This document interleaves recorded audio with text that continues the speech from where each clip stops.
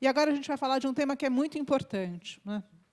Quando a gente fala como startup, a gente como investidor anjo, uma das principais coisas que a gente fala é: cadê os dados, né? Cadê os números? Unit Economics, cadê as suas informações financeiras? Por onde você vai? Quais são os seus KPIs?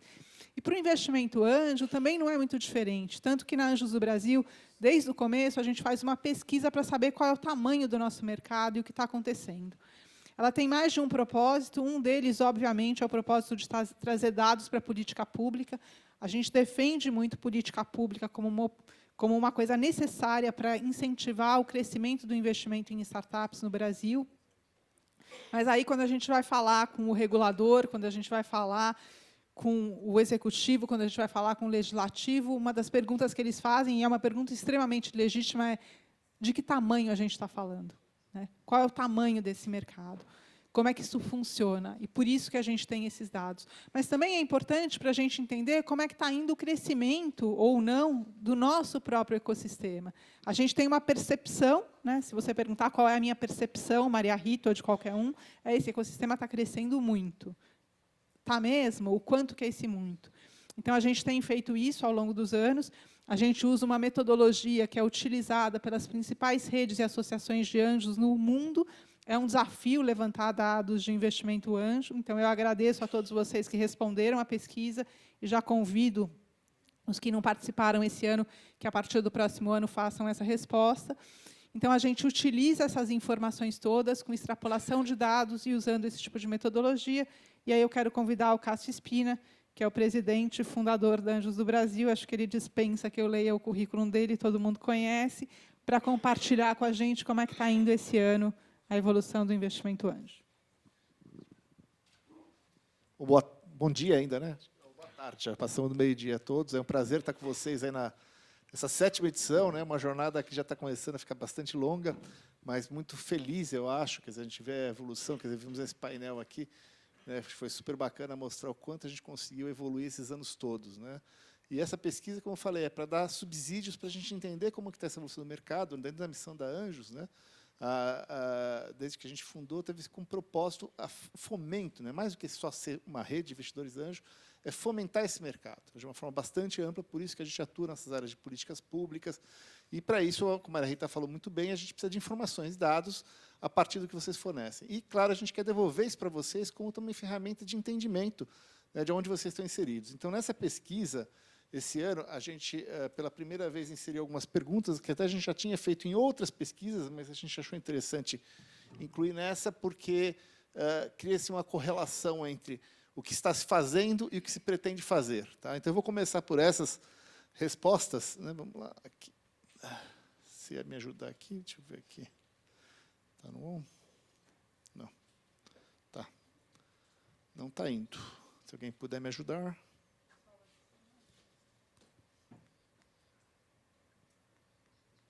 Não está indo. Não. Bom, primeiro slide, a hora que a gente conseguir mostrar para vocês, vai ser uma pergunta que a gente fez para vocês, que era sobre os setores de interesse, né, que vocês estavam buscando, interessados em investir. Essa pesquisa, gente, vai ficar disponível no site, não precisa se preocupar em fotografar, mas quem quiser também não tem problema nenhum, tá? A gente vai compartilhar, vai estar disponível para todo mundo, todos esses dados aí são abertos, tá?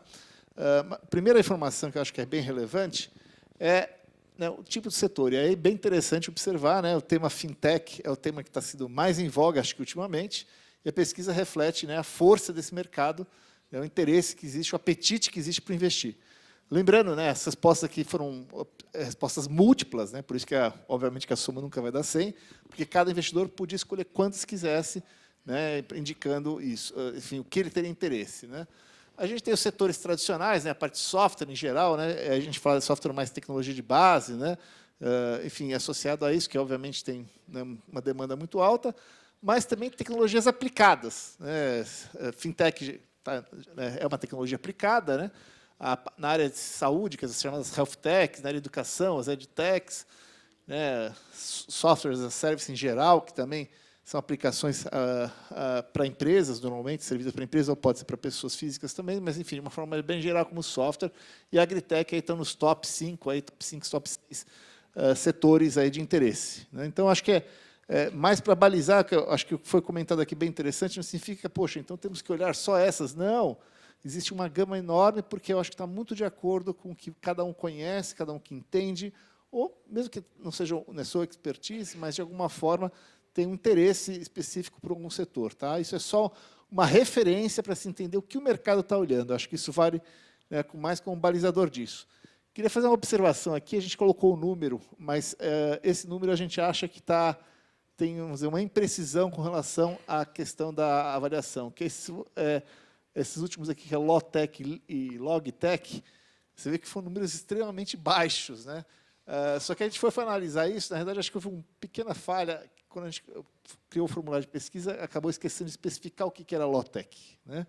Talvez nem todo mundo conheça esse termo, e por isso que a gente acha que foi um índice tão baixo, porque não reflete no que a gente tem na conversa do dia a dia. Então, eu só deixo essa ressalva para ninguém achar, pô, ninguém se interessa por LOTEC, ou o chamado que o pessoal chama LOGTEC. Não, acho que foi um erro aí que a gente vai corrigir aí nas próximas edições, e eu tenho certeza que esse número vai ser um pouco diferente. Então, a gente só, enfim, eu peço só desconsiderar esses dois últimos itens. Tá?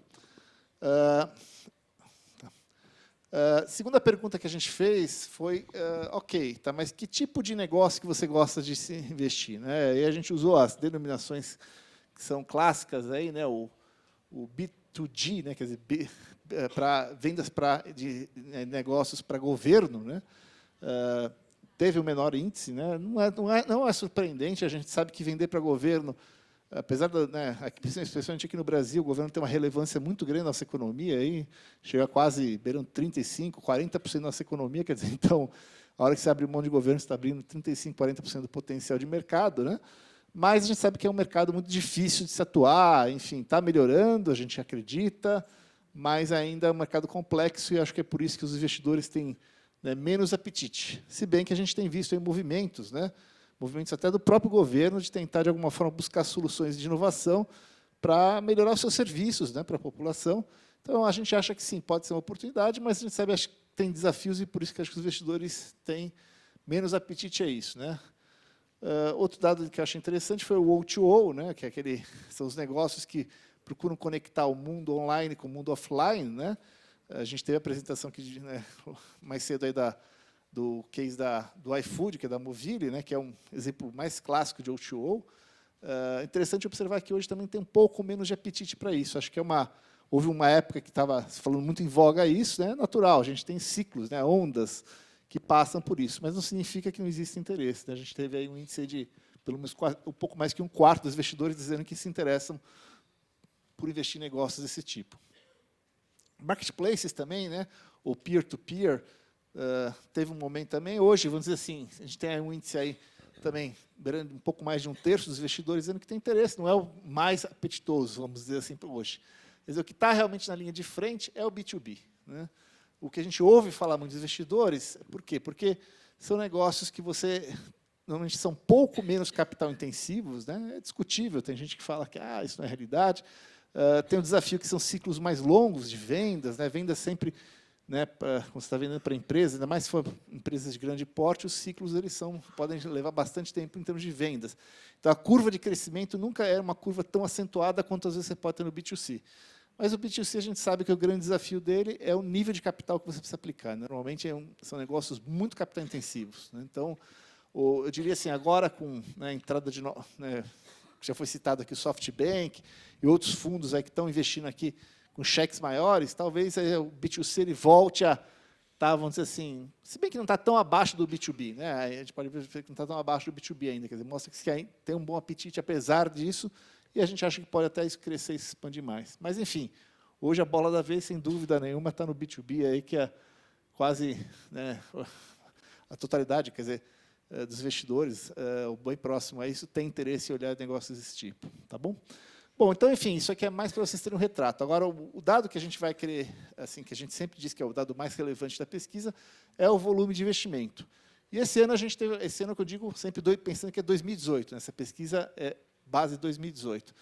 A gente teve um dado, né, que a gente entende bastante negativo. Tá? Apesar de o número não ser negativo, né, foi a primeira vez na história que a gente tem, do histórico que a gente tem, desde que a gente começou a apurar esses dados, que a gente teve um decréscimo no volume de investimento anjo aqui no Brasil. Vocês podem observar que nos anos anteriores todos a gente vinha aí com crescimentos quase todos os anos na ordem de 2 dígitos, né, 10%, 15%, 16%, e em 2018 a gente teve uma queda no volume de investimento, uma queda, claro, pequena, né, quase 0,4%, né, poderia até dizer, não, a Cássio ficou praticamente estável. Estatisticamente, a gente pode dizer que é estável, né, até porque toda pesquisa por amostragem ela tem um erro estatístico, o erro com certeza é maior que esse, né, então, a gente pode dizer, ficou relativamente estável. Mas acho que o que realmente assustou a gente quando a gente viu esse dado é porque, como eu falei, a gente viu um histórico de crescimento, né, bastante acentuado, bem razoável, não é acentuado, eu diria assim, razoável, né, pensando que aí nosso mercado ainda, comparado com os mercados mais maduros, ainda é um mercado relativamente pequeno. É natural quando você tem um negócio, né, que a gente diz com startup, né? Startup, o crescimento nos primeiros anos, né, são dezenas ou centenas de porcentos por mês. É óbvio, o negócio quando fica maior, você não consegue manter o mesmo ritmo percentual, né? E aqui a gente ainda acha que a gente está num estágio muito assim, cedo para ter, né, a curva ficar flat, né? Mas a compensação para esse dado negativo foi que a gente perguntou qual que é a perspectiva para 2019. Né? E nessa pergunta que a gente fez, a gente tem uma projeção aí de um potencial crescimento. Um crescimento menor, né, do que a gente via nos anos anteriores, tá certo? Mas queira ou não queira, aí tem uma possibilidade de a gente ainda esse ano retomar. Quer dizer, não significa que a tendência é ficar flat, né, nem cair. Pelo menos é uma tendência, né? Óbvio que a gente só vai saber isso ano que vem, quando a gente apurar os dados relativos a esse ano. Agora, é um fator de grande preocupação para nós, tá? Isso a gente entende assim que, né, e a gente foi tentar entender o porquê disso, né? Por que aconteceu isso esse ano passado? A gente não tem dados que, né, consigam comprovar, mas tem, vamos dizer, uma série de informações, tanto do nosso dia a dia, quanto informações de mercado, que, de certa forma, elas permitem a gente inferir os motivos. Tá? Tem um motivo que é totalmente macroeconômico, né, que a gente entende assim, que, apesar de a gente sempre disse, para quem até participou das edições anteriores, quem que já participou das edições anteriores do nosso congresso aqui? Pode levantar a mão? Tá. É um pouco menos de um terço. Então, quem já participou deve lembrar que eu sempre digo assim, investimento anjo é dificilmente afetado por fatores macroeconômicos. Tá? Isso a gente tem comprovações, até de vários casos. Eu gosto sempre de citar o caso que eu falo na crise de 2008, o país que mais cresceu em investimento hoje foi a Grécia. Né? Apesar do caos que estava o país, até meio que por esse motivo, até era contracíclico. Né? O país estava um caos, não dá para investir em nada. Então, vou investir em inovação. Né? Faz todo sentido. Então, aí a gente foi falar, bom, poxa, por mais que os dados macroeconômicos não afetem diretamente essa nossa atividade, o que realmente influenciou? E aí uma coisa que chamou a atenção para nós é que a gente teve, até na nossa rede, durante o ano passado, vários membros que se desligaram, a gente sempre pergunta o motivo do desligamento. Né? E muitos deles, estou mudando de país, estou indo embora do Brasil. Né?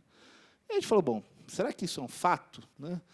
E aí, como eu falei, não é uma comprovação, mas a gente foi buscar, e a gente buscando aí nas publicações, a gente viu que realmente, né, houve aí uma evasão do público, que seria o público, né, potencial de investimento, investimento, que tem capacidade de investimento, bastante elevado ano passado. Né? Houve aí, acho que todos vocês devem ter visto, não essas notícias especificamente, notícias parecidas com essa. Né? Portugal, a bola da vez, né? Um monte de brasileiro está... O pessoal brinca que nós estamos invadindo Portugal, né, fazendo o contrário, né, devolvendo a colonização para eles. Realmente, vocês veem, olha, no passado se estima que se investiu em mais de R$1 bilhão só em imóveis em Portugal. Né, então, a gente sabe por quê, porque é a forma de você ter o visto lá de permanência. Né, você tem que comprar um imóvel lá, acho que acima de 400 mil euros. Né. Outro dado que chama muito a atenção, esse dado foi apurado pelo Credit Suisse, que o Brasil, em 2018, perdeu 36 mil pessoas com patrimônio acima de R$1 milhão. Né, que seria o perfil do público para investimento, que é um número muito significativo. Só para vocês terem ideia, eu acabei não colocando aqui nessa pesquisa, mas estima-se que no Brasil existam pessoas com cerca de 130, 140 mil pessoas com patrimônio acima de R$1 milhão no Brasil. Né? Então, se esse dado estiver certo, aí a gente perdeu aí quase um quarto desse público, dessa população aqui no Brasil. Claro que tem pessoas que ascenderam também, então não é que exatamente caiu esse número. Mas, enfim, novamente, assim, a única explicação, né, não digo a única, mas uma explicação principal que nos pareceu que fazia sentido é realmente evasão de pessoas com potencial para investimento anjo. Pode parecer meio estranho a primeiro momento, mas, na prática, até quando a gente analisou, né, o que aconteceu no volume dos investidores da pesquisa que a gente viu que realmente assim, né, ficou muito flat mesmo, né, em termos do que tinha de oportunidades para investidores. Tá? Obviamente que esse é um fator que você fala, Cássio, o que a gente pode fazer com relação a isso? Acho que não muita coisa. Né? É uma questão aí realmente macroeconômica, conjuntural, aí, uma série, não dá para discutir os motivos específicos deles. A gente teve anos aí anteriores bem conturbados aí, em termos de crise econômica, questões políticas, né? Enfim, que eu acho que, infelizmente, acabou levando muitas pessoas a optarem para buscar um novo domicílio, enfim, por N motivos, aí, cada um seus motivos pessoais, por violência, enfim, ou seja, por que fator, a buscarem outras oportunidades. Né? É óbvio que isso reflete, de alguma forma, né, e aqui eu acho que a gente dá para sentir esse reflexo. Mas, como eu falei, não é só esse fator que a gente acredita que levou a esse resultado que a gente tem.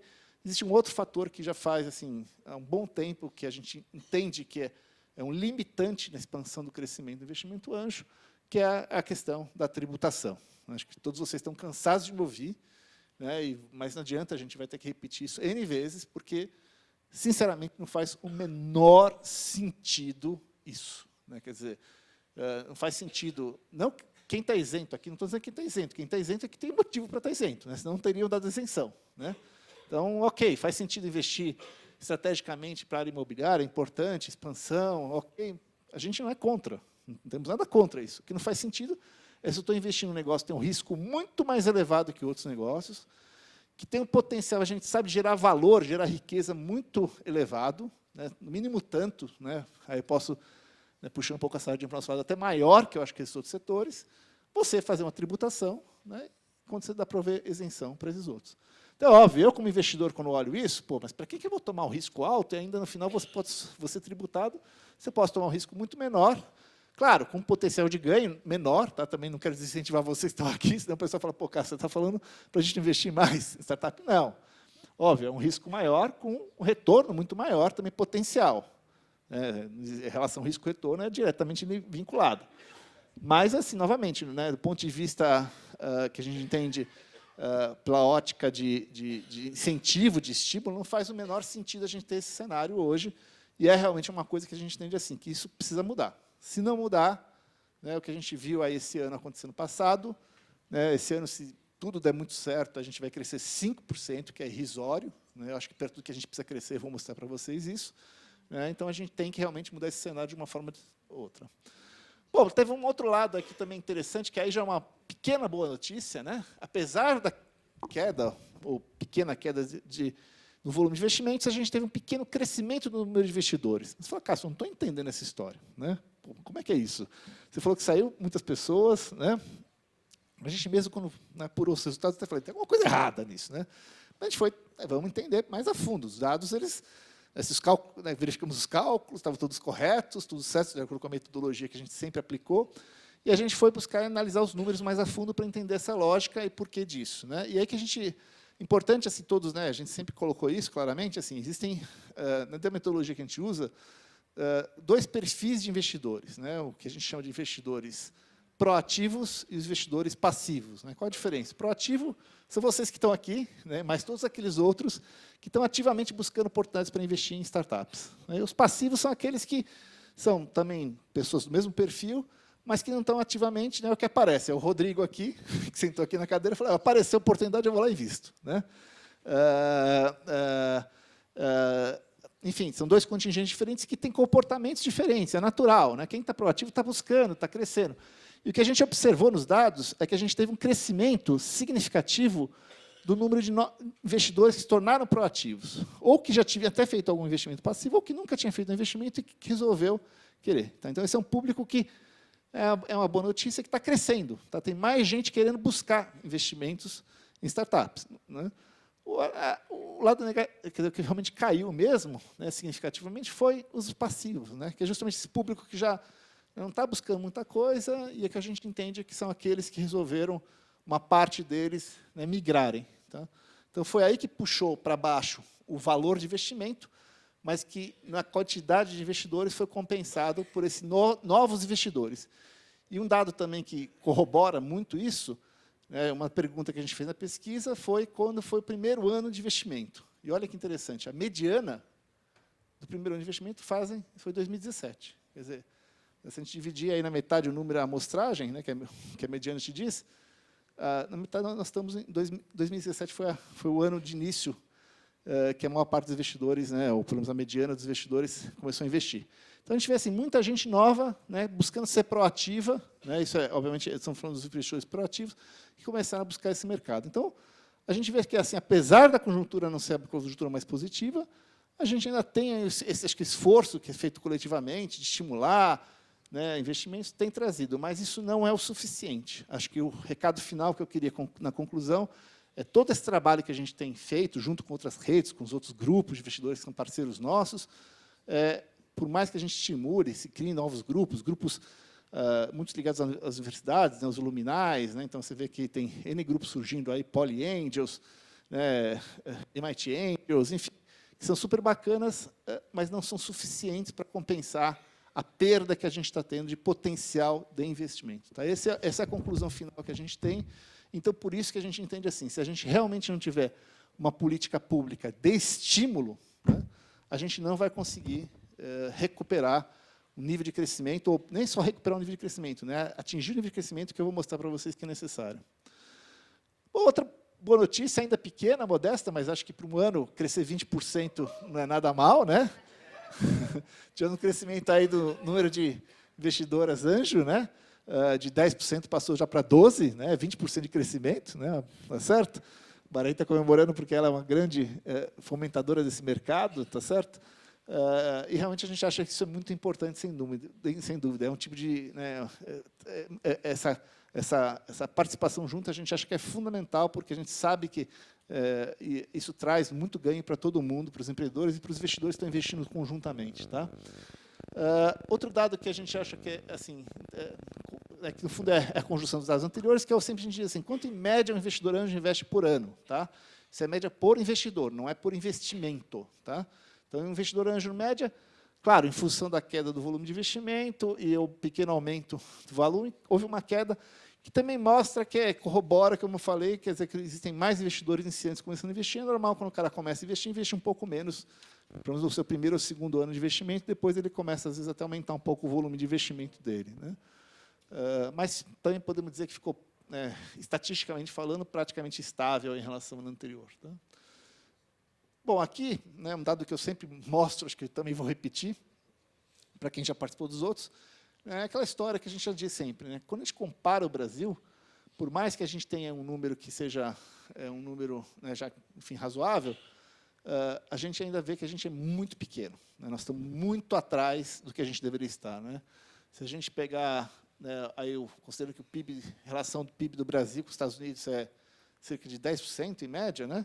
Quer dizer, a gente vê assim, que para a gente estar nessa proporção, a gente teria que estar investindo no mínimo 9 vezes mais o que a gente investe hoje.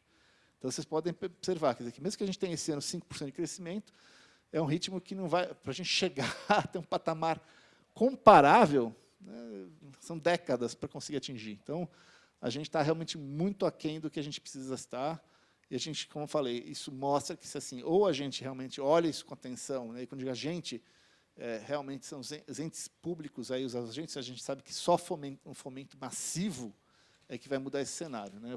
O ritmo que a gente está sozinhos, não dá para a gente conseguir o que a gente quer. Né?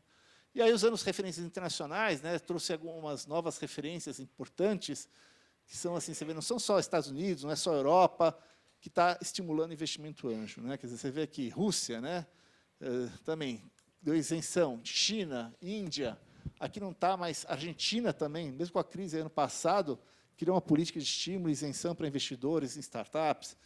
Então, enfim, né, o mundo inteiro está fazendo isso. Né? Então, não é uma coisa, não é uma jabuticaba, não é algo que a gente está querendo inventar aqui. É muito pelo contrário, vamos simplesmente copiar o que as boas práticas que já são feitas e que a gente tem comprovação que deram muito certo lá fora. Tá? Isso é um estudo aqui, só para fundamentar, né, estudo que a gente já apresentou aqui no Congresso do ano passado, para quem teve aqui já viu, mas para quem não teve, é bom, na pesquisa tem um link depois, se quiserem ter o estudo completo, que mostra que para cada real que eu invisto, né, que vocês investem, gera-se no mínimo, quase R$6 em benefício econômico total. Quando a gente fala benefício econômico, inclui-se impostos, né? Cada real que vocês investem, no mínimo, gera R$2. E essa pesquisa, essa simulação, é considerando já um estímulo aplicado. Quer dizer, sem se tirar o estímulo, quer dizer, se tirar não, né? Nem tem, né? Se considerar sem o estímulo que tem, esse número é muito maior que esse, tá? Então, assim, isso aqui já é considerando um estímulo equivalente ao que é aplicado no Reino Unido, em que se considera isenção tributária e mais a permissão de compensação de até 50% do valor do investimento no seu imposto devido, né, que é uma referência internacional que deu muito certo no Reino Unido. Né, então, acho que esse estudo, né, comprova que a gente não está falando aqui de renúncia fiscal, né, porque falar renúncia fiscal é tabu. Né, se falar disso, óbvio, primeira coisa, não, impossível para o governo, e que eu acho que é um ponto que a gente vai discutir mais para frente também aqui, porque não sei se é tão verdade assim, mas não importa, o que a gente está mostrando aqui, eu estou propondo para o governo, vamos aumentar a arrecadação. E a gente só tem um jeito de fazer isso, é bater nessa tecla, é remostrar, rediscutir. Até hoje ninguém, eu falei, já pus a desafio, né? Alguém, por favor, se quiser mostrar que essas contas estão erradas, apesar de que tivemos uma assessoria da Grant Thornton para elaborar isso, que fez um trabalho, inclusive, pro bono, né, um parceiro super importante para nós, ajudando a gente nesse processo, falou, mostra para a gente que está errado. Né? E mais que isso, né? Bom, aqui é o resumo dessa história, né, que a gente falou agora. Mais que isso, mais talvez tão importante quanto, ainda com o fluxo de caixa positivo para o governo. O governo arrecada primeiro, recebe dinheiro primeiro, para, se depois der certo, abrir mão de alguma parte da arrecadação. Quer dizer, então, eu estou falando sim de aumento de arrecadação, eu não estou falando de redução, nem de renúncia, nem de antecipação, nem nada disso. Então, novamente, por que não? Essa pergunta que ninguém me respondeu até agora. Eu ainda estou falei, quero que alguém me diga por que não. Entendeu? Enfim, temos um desafio aí que eu acho que é um desafio que a gente só vai vencer conjuntamente. Né? Acho que tudo que a gente conseguiu até hoje sempre foi trabalho colaborativo, por isso que eu invoco vocês, usarem seus contatos, usarem seus relacionamentos para chegarem, né, nos agentes públicos que podem, de alguma coisa, influenciar. Tá? Enfim... Quem perde com isso, né, gente? Quem perde, na realidade, não somos nós, investidores anjos. Né? Acho que também isso é outra coisa que a gente precisa falar. Gente, ok, eu continuo investindo no que eu quero investir, né, não tem estímulo para investir mais, ok, quem perde, na realidade, é o país. Né? É geração de empresas, novas startups, geração de renda. Né? O investidor vai continuar investindo naquilo que ele achar mais favorável naquele momento que ele tem para ele. Tá certo? E aí que eu até recobrei uma coisa que eu sempre usei, que até hoje está em voga, o Brasil querendo participar da OCDE, né, que é, enfim, a OECD, ela tem um estudo que mostra, né, claramente a importância do investimento anjo para as startups. Né, e ela diz claramente que os governos têm que adotar políticas de estímulo a isso. Então, esse é investimento que a gente diz, assim, não é investimento para nós, investidores anjos, é estímulo para investir na startup, investir na inovação. É isso que a gente advoga. Eu falei, novamente, se não tiver investimento, nenhum de nós vai perder nada. Tá certo? Nós vamos continuar fazendo o que a gente faz, tanto investir em startups quanto em outros investimentos. E, recentemente, acho que todos vocês viram, isso aqui é notícia agora da semana passada, né? Houve aí uma adoção de um novo setor, né, o setor sucroalcooleiro, acabou de receber um estímulo, aí, que é as debêntures incentivadas, permitindo que o investidor invista nesse setor, também com isenção tributária. Tá certo? Então, isso, para mim, quando eu vi isso, eu falei, bom, espera um pouquinho. Então, está vendo? Existe, sim, a possibilidade de fazer isso aí. Não é que não é possível. Pô, se fizeram aqui, por que não fazem também para a inovação? Então, acho que a gente tem aí mais um ponto a se levar, mostrar e dizer, bom, espera um pouquinho, se existe isso, então não é que a política não é, né, se falou-se tanto, vamos ter que cortar subsídios. Não, a gente não é contra cortar subsídios onde não são necessários. E aqui a gente também não está falando de subsídio, né? A gente está falando de investimento produtivo e, como novamente, aumento de arrecadação tributária. Né? Enfim, aí estou fechando aqui a participação. Queria assim, agradecer a participação de todas as redes parceiras nossas que ajudaram nessa pesquisa, e, enfim, para que a gente tivesse mais dados, né? Esses dados são fundamentais, tá certo? Como a Marita citou, quer dizer, a gente